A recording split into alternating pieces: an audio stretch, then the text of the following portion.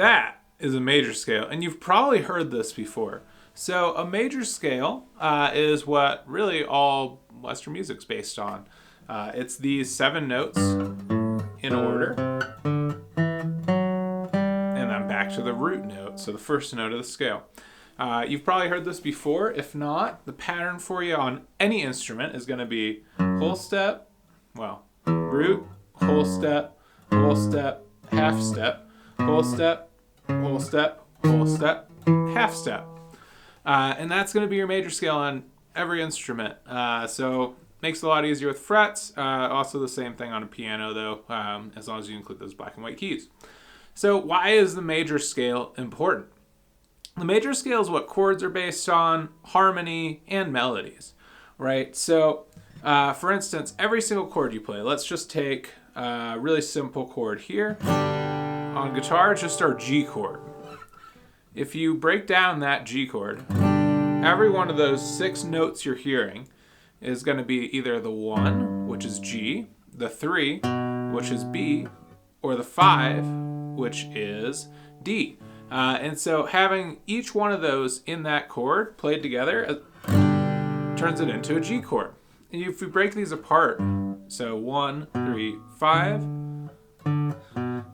that's called an arpeggio. And you could do 7ths in there, 6, all kinds of things as well. Create some really interesting lines. So why is this important if you're just a blues player playing the pentatonic scale? Well, if you notice the pentatonic scale up here, starting on a G string, and you superimpose it against the major scale, you'll see that it's actually the major scale with 2 notes removed, which is going to be the 4th and the 7th. Now, I think the 7th actually is what adds a lot of interesting things to music in general. So when you're playing blues, most blues songs are actually going to have 7th chords, which are just that chord, that 1, 3, and 5, that includes a 7th in there as well.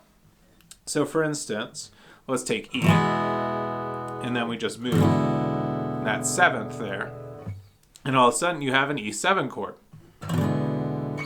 And you can use that 7 in the scale too. Remember, scales,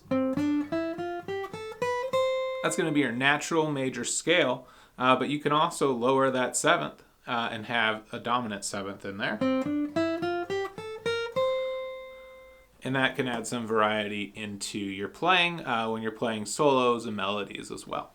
This is really the big reason that major scales are really important across every one of your instruments is it forms chords, it forms arpeggios or broken chords, and it allows you to create melodies. So they're going to be your biggest reasons for wanting to know and practice your major scale. So I'd highly recommend learning as many patterns on the major scale as you can. This is a great one on the root on either the 6th or the 5th string on guitar.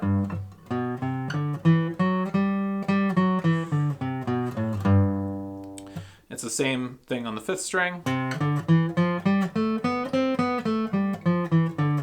But also learn some of the trickier ones. For instance, that one on the 4th string starting.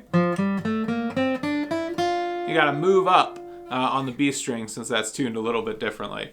So learning all these different scale patterns is going to allow you to move around the neck.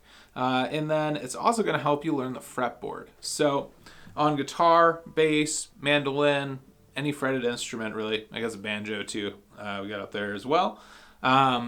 Learning these is going to be your gateway into what notes am I playing. So for that, you might want to start with the C major scale. If you play C major, it's all natural notes. So it's C, D, E, F, G, A, B, C. It's as simple as that. And then start going through that circle of fifths. So every one of those we modulate up a fifth. So remember what the 5th was here, which is G. So we start the next one on G. 1.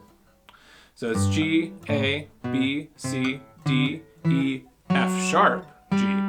And each time you go through the circle of fifths, you're just going to sharpen that 7th note and keep the other sharp in there too. So going through the circle of fifths, that's going to lead into the final thing about the major scale and why it's so important, which is chord progressions. Each one of these has major or minor chord associated with it. For instance, if we're just playing, rock or blues, we'll often do a 1-4-5 pattern. So for G, that's G, C, D. You can also add a sixth in. That's going to be E minor, so your relative minor. There's also a minor second you can add in for some jazzier tones too. This is kind of just a quick overview of why the major scale is going to be so important to your playing. I'm going to go more in depth on this as well. We'll really look into some arpeggios, we'll look into some scale patterns, and we'll start to learn the scales themselves. But there's a ton of resources out there. Go and check them out. Thanks for tuning in. Like and subscribe if you enjoyed this content and want to see more. Thanks. Bye.